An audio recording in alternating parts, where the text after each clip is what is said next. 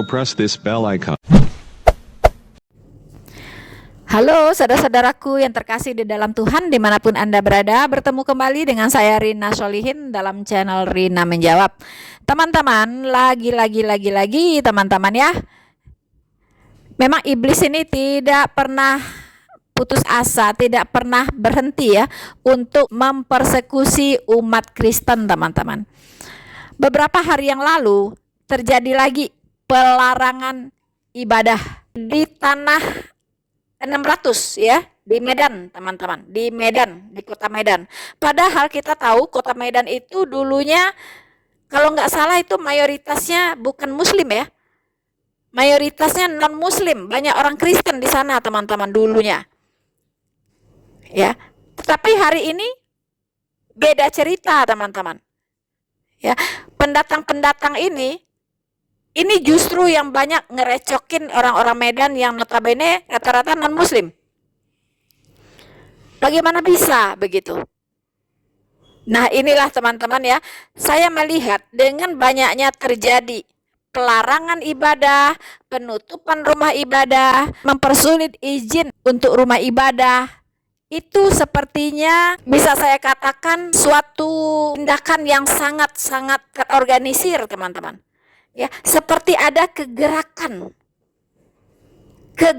yang sangat terorganisir, bukan sesuatu yang tiba-tiba atau spontan, bukan, teman-teman ya. Indonesia ini sudah sangat parah sekarang ini ya, dengan tindakan-tindakan Islam radikal ini, teman-teman. Dan ini satu kegiatan yang sangat terorganisir, saya katakan. Jadi sambung bersambung ini ceritanya, teman-teman ya, bukan sesuatu yang spontan, bukan. Saya katakan ini satu tindakan intoleransi yang masif dan sangat terorganisir.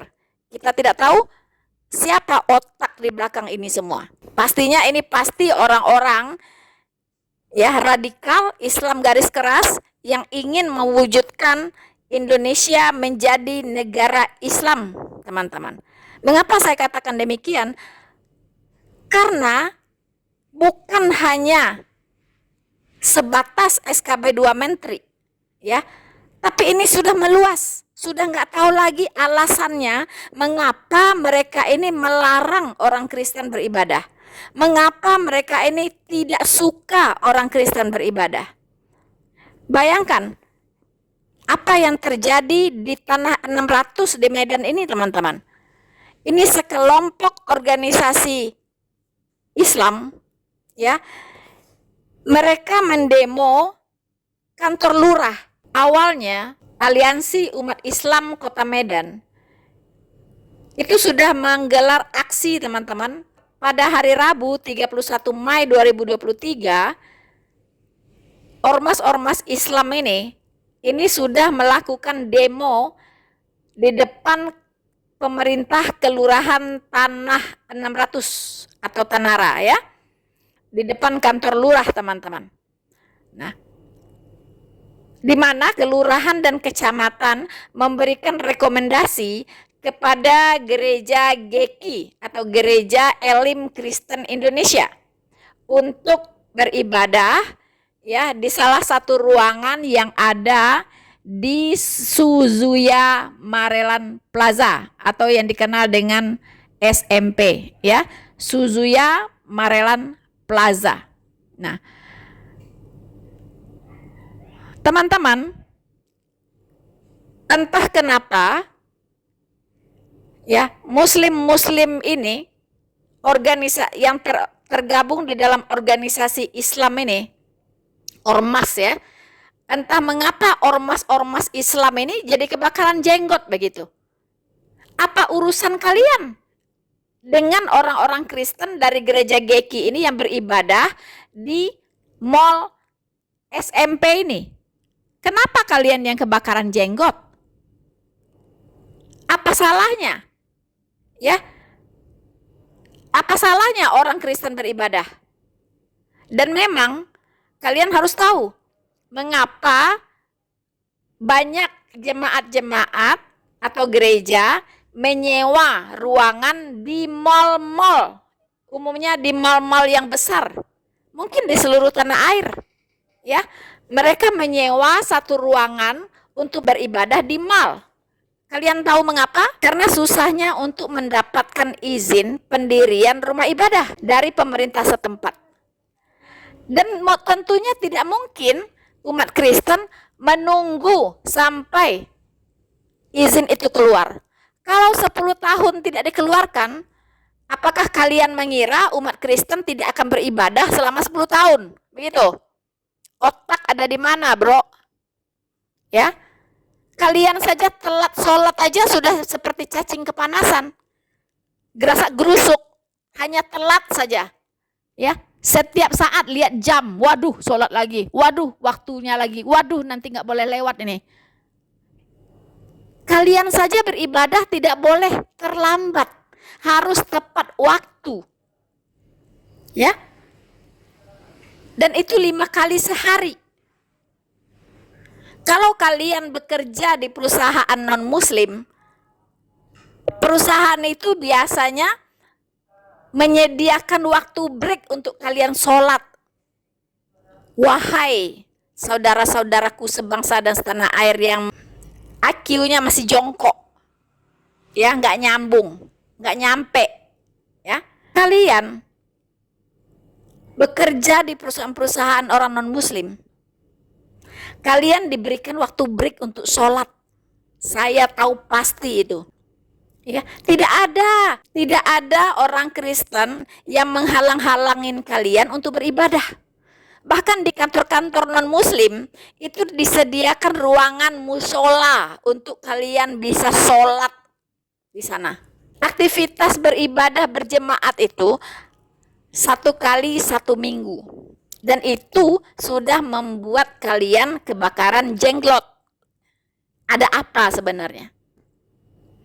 Kalau kalian beribadah 5 kali sehari di kantor orang-orang non-muslim, di depan mata mereka santai-santai aja, nggak ngaruh tuh. Kalian mau zikir, ya, mau jungklak-jungklik, ya kan? Nggak ada masalah. Bahkan disediakan ruangan di kantor-kantor itu. Nah, sekarang orang-orang Kristen menyewa ruangan, ya, di mal-mal. Itu bayar pakai uang sendiri loh.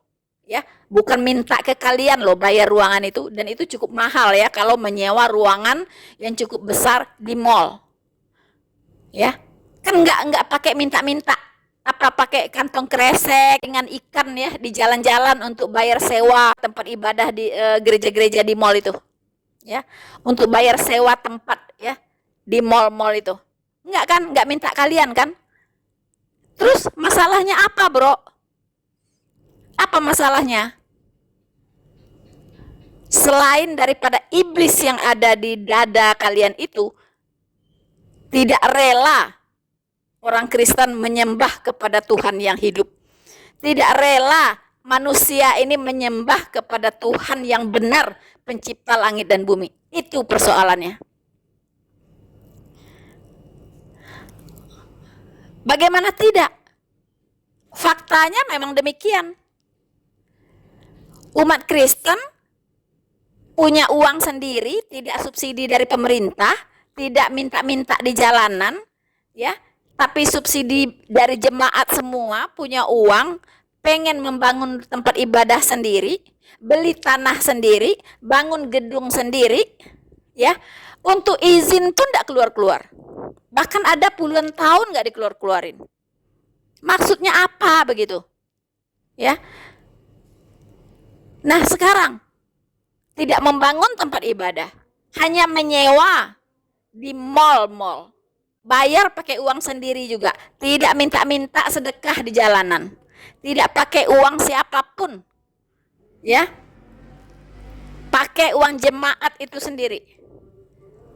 Lalu kalian juga keberatan, kepanasan juga, kebakaran jenggot juga. Apa urusannya? Tidak ada urusan izin gedung di situ. Ya kan? Tidak ada. Kan tidak membangun gereja di situ, hanya menyewa tempat. Terus kalian protes. Kalian protes ke lurah ya, dan kecamatan yang mengeluarkan rekomendasi. Hey, Anda harus tahu semua ya. Saya memberikan apresiasi kepada lurah dan camat yang sudah mengeluarkan rekomendasi itu. Mengapa? Karena lurah dan camat ini sudah menegakkan yang namanya konstitusi negara. Ya, bahwa setiap warga negara yang ada di republik ini bebas beribadah, bebas ya memeluk agama apapun yang dia yakini, dan bebas beribadah menurut keyakinannya tersebut. Kalian harus tahu, untuk beribadah itu adalah hak azazi manusia yang paling hakiki. Dan untuk beribadah pada hakikatnya tidak perlu minta izin siapapun, ya, termasuk kepada kalian ormas-ormas Islam atau kalian muslim-muslim radikal atau siapapun kalian, atau kepada pemerintah sekalipun, tidak perlu minta izin untuk beribadah, karena itu adalah instruksi dari yang tertinggi, ya, penguasa di atas segala penguasa, yaitu Tuhan semesta alam, yang memerintahkan kepada kami umat Kristen untuk beribadah, untuk bersekutu, ya, untuk berjemaat.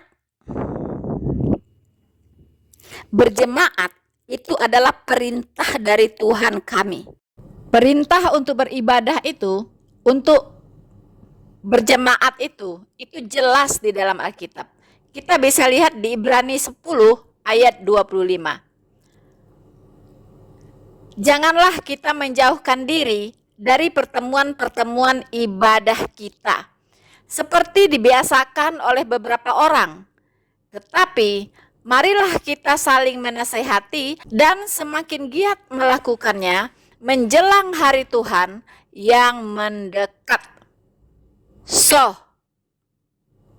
jelas ya bahwa umat Kristen pun itu harus beribadah, bertemu, berjemaah, ya. Bukan kalian saja orang-orang muslim. Ya, kami orang Kristen itu harus lebih rajin, ya, datang ke pertemuan-pertemuan ibadah. Ya, di sini bukan pertemuan ibadah, bukan satu kali saja, tetapi pertemuan-pertemuan ibadah. Nah, ya, di sana ada pertemuan ibadah, misalnya doa hari Rabu, ya kan? Ibadah doa atau kebaktian doa. Khusus berdoa, yaitu rata-rata dilakukan pada hari Rabu. Ya, kita mendoakan semua. Mendoakan jemaat, mendoakan gembala, mendoakan bangsa dan negara, mendoakan musuh-musuh, ya, musuh-musuh kami seperti kalian, itu juga didoakan. Nah, ibadah doa itu dilakukan setiap hari Rabu biasanya, hampir di semua gereja. Jadi bukan hari Minggu tok gitu loh ya. Banyak sekali pertemuan-pertemuan yang dilakukan di gereja. Nah, di sini jelas perintahnya, janganlah menjauhkan diri dari pertemuan-pertemuan ibadah kita. Ya. Dan di sini juga dikatakan bahwa orang Kristen harus lebih giat, ya, datang ke pertemuan-pertemuan itu. Datang ke pertemuan-pertemuan ibadah itu menjelang hari Tuhan yang semakin mendekat. Apa artinya? Menjelang kedatangan Tuhan Yesus yang kedua kali, menjemput kita di awan-awan, menyongsong kita di awan-awan. Nah, kita harus semakin giat, ya, supaya apa? Supaya iman kita terjaga, ya, supaya iman kita terpelihara. Jangan sampai disesatkan. Kenapa? Karena sebelum hari Tuhan itu, yaitu rapture, iblis sangat-sangat giat bekerja untuk menyesatkan orang-orang benar. Nah, disitulah di firman Tuhan ini dikatakan harus semakin giat melakukannya, ya, datang ke pertemuan-pertemuan ibadah itu menjelang hari Tuhan yang semakin mendekat. Jelas ya, teman-teman muslim semuanya, ya, bahwa untuk beribadah di hari Minggu, untuk melakukan pertemuan-pertemuan jemaat, ya, sebagai aktivitas yang dilakukan di dalam gereja oleh jemaat, itu jelas perintahnya. Kami tidak boleh menjauhkan diri dari pertemuan-pertemuan ibadah tersebut. Nah, sekarang iblis tidak mau itu terlaksana. Ya, iblis tidak mau pertemuan-pertemuan tersebut dilaksanakan. Karena apa? Karena iblis juga cari pengikut. Artinya kalau orang Kristen jarang datang ke pertemuan-pertemuan ibadah, jarang kebaktian, ya, jarang datang ke gereja, imannya lama-lama terkikis. Imannya tidak bertumbuh. Pengetahuan dia akan kebenaran minim. Akhirnya mudahlah terbawa arus dunia ini dan akhirnya binasa. Itulah yang diinginkan oleh iblis. Makanya iblis itu memakai banyak cara, ya, untuk menghalangi orang-orang Kristen beribadah, ya, menghalangi orang-orang Kristen untuk berkumpul berjemaat. Tahu sekarang, ya, bahwa itu adalah pekerjaan iblis. Ya, kami hanya kasihan saja dengan kalian-kalian yang mau dipakai oleh iblis untuk tujuan-tujuannya. Sungguh mengerikan. Sungguh mengerikan. Ya. Berjemaat itu adalah kumpul bersama anggota jemaat. Atau kalian sebut berjamaah. Ya, kalian sholat berjamaah, ya, itu kami itu namanya kebaktian berjamaah. Tidak ada bedanya. Ya. Setiap hari Jumat kalian sholat berjamaah. Kami setiap hari Minggu kebaktian berjamaah. Hanya bedanya kalau kami, ya, kebaktian berjamaah itu tidak mengganggu siapapun, ya. Tidak meluber-luber sampai ke jalan raya, tidak menutup-nutup jalan, ya. Bahkan suara pun tidak terdengar. Karena rata-rata gereja itu punya kedap suara. Ya. Tidak mengganggu siapapun. Ya, tapi kalau kalian sholat Jumat, wow, itu ya, jalan raya saja bisa ditutup. Ya, karena meluber-luber sampai keluar. Ya, terus mau isi bensin setiap hari Jumat pasti tutup. Ya. Bukannya gantian dengan yang perempuan, tapi tutup pom bensin. Ya, sampai yang butuh bensin pun harus nunggu gitu. Nah, itulah bedanya dengan gereja, ya. Tapi kami tidak cerewet, tidak nyinyir, ya, seperti kalian gitu. Biasa aja gitu, memaklumi. Ya, namanya itulah hidup bertoleransi. Ya, kami memang diajarkan oleh Tuhan. Firman Tuhan mengatakan, berbahagialah mereka yang membawa damai, karena mereka akan disebut anak-anak Allah. Jadi teman-teman, bagaimana kalau sebaliknya? Ya, mereka yang tidak membawa damai, hanya membawa sengketa, membawa kerusuhan, itu disebut anak-anak apa ya teman-teman? Ya, bukankah itu akan disebut sebagai anak-anak iblis? Silahkan Anda pikirkan sendiri. Jadi kami orang Kristen tidak mungkin jadi troublemaker, ya, tidak mungkin cari gara-gara, ya, suka menghujat-hujat orang, suka mengganggu orang, suka menyerang orang, ya, suka maki-maki orang. Tidak, ya. Jadi tidak pernah umat Kristen mengganggu umat Islam beribadah, itu hampir nggak ada. Nggak ada, saya belum pernah lihat. Ya. Dan juga tidak pernah tuh memeriksa setiap masjid sudah punya izin apa belum. Atau datang ke masjid di saat kalian sholat berjamaat datang, ya, bubar. Juga nggak ada. Tapi itu semua sudah dialami oleh umat Kristen. Bangun gereja, dimasalahkan izinnya, dan memang itu tidak dikeluarkan sengaja, ya kan? Kemudian disegel gerejanya. Lalu jemaat ibadah di halaman pasang tenda, itu pun tidak boleh, ya, harus bubar ibadahnya. Nah, sekarang ibadah di mall, sewa tempat juga nggak boleh, entah apa urusannya dengan perizinan gedung, ya, entah apa urusannya. Apakah satu mall itu tutup kalau orang Kristen beribadah?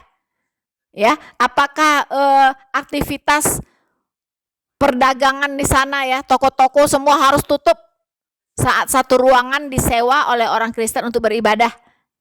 Tidak kan?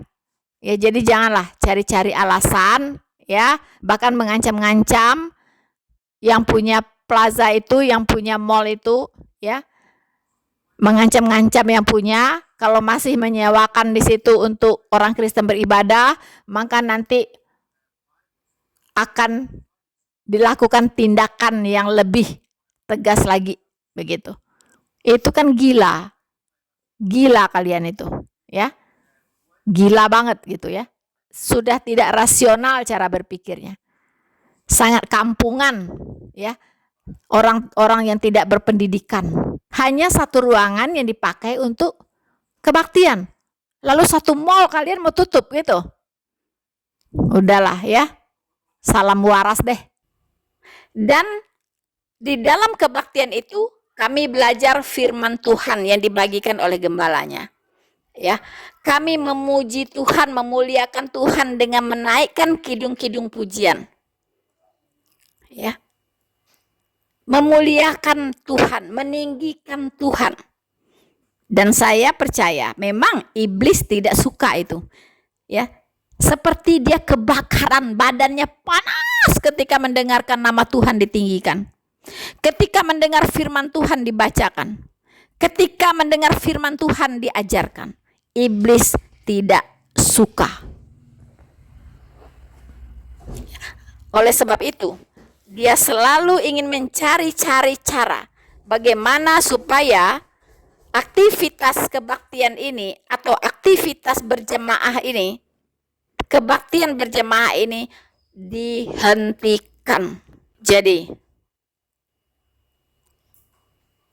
saat ini sebenarnya pemerintah yang bertanggung jawab dengan kondisi yang ada sekarang ini, ya, di mana umat-umat Kristen sudah begitu luar biasa dijajah oleh saudara-saudaranya sendiri, yaitu yang Muslim, ya. Memang Soekarno mengatakan yang paling menyakitkan itu adalah dijajah oleh bangsa sendiri, ya. Betul apa yang dikatakan oleh Abu Janda. Bullshit kalian berteriak-teriak, ya, supaya Palestina menjadi negara merdeka. Berteriak-teriak penjajahan di bumi ini harus dihapuskan. Apa yang kalian lakukan? Kalian menjajah bangsa sendiri. Sadarlah itu, ya, sadari itu. Menjajah bangsa sendiri itu lebih kejam, lebih sadis, dan lebih menyakitkan. Hanya untuk beribadah saja itu kalian betul-betul, ya, melakukan hal-hal yang sangat biadab dan tidak terpuji. Begitukah Islam yang sebenarnya? Jadi jangan heran, suatu saat nanti ada satu titik, ya, di mana banyak sekali umat-umat Islam yang akan meninggalkan Islam. Saya tidak bicara omong kosong. Ini sudah terjadi di Afghanistan. Selalu diperlakukan secara tidak adil dengan undang-undang penistaan agama yang sengaja dibuat untuk mematikan kekristenan, untuk membumi hanguskan kekristenan di sana. Apa yang terjadi? Hujan pertobatan tidak bisa terbendung banyak muslim-muslim mengambil sikap untuk meninggalkan Islam dan murtad, dan mereka melihat terang Kristus, terang kebenaran, akibat ulah dari saudara-saudara muslimnya sendiri yang sangat-sangat memalukan. Jadi saya harap pemerintah bertindak tegas untuk segera mengamankan, ya, untuk membawa orang-orang preman-preman agama ini. Pemerintah paling bertanggung jawab dalam hal ini. Ingat sumpah jabatan Anda, ya, baik pemerintah pusat maupun pemerintah daerah. Ingat sumpah jabatan kalian untuk, ya, kalian bersumpah dengan kitab suci kalian sendiri, ya, bahwa kalian akan menegakkan konstitusi. Orang bodoh pun tahu apa wewenang dari ormas-ormas Islam ini untuk melarang umat Kristen beribadah. Wewenangnya apa? Surat tugas dari mana? Dia punya, ya. Dia punya surat tugas, dia dapat surat tugas dari mana? Posisi profesinya sebagai apa? Kedudukannya sebagai apa? Kok bisa-bisanya melarang umat Kristen beribadah? Ingat ya, hanya satu oknum yang tidak senang umat Kristen beribadah. Anda tahu siapa? Yaitu iblis dan setan. Jika kalian masih melakukan itu, dan kami sudah tahu kalian berada di pihak mana, dan kalian sedang diperalat oleh iblis dan setan,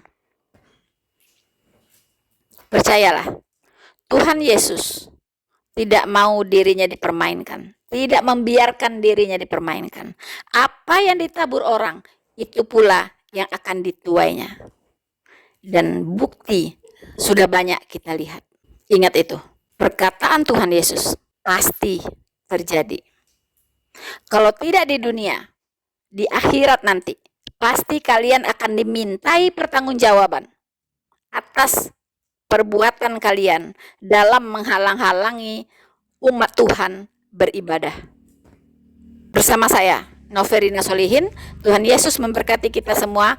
Maranatha. Hey there. Subscribe to my channel. And also press this bell icon.